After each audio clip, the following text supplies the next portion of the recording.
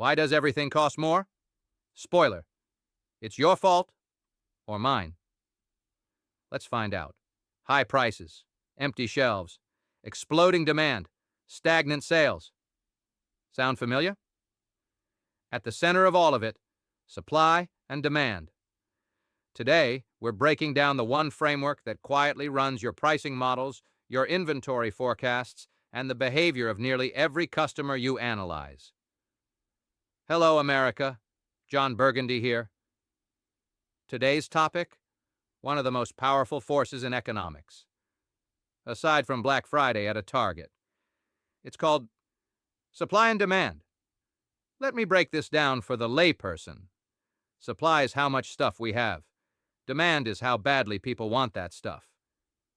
And when they don't match, the economy throws a tantrum.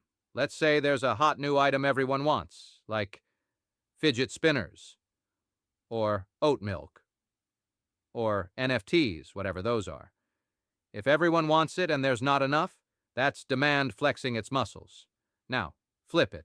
If stores are swimming in something no one wants, like leftover candy corn or a movie nobody asked for, Morbius comes to mind, because sellers would rather make some money than none.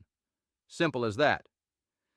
So when your avocado toast costs more, or eggs are suddenly worth their weight in gold, that's not sorcery. That's supply and demand, baby. And if you demand more Jon Burgundy in your life, you should supply me with a subscribe. Click the button. Ring the bell. Or I'll personally report you to the Federal Reserve.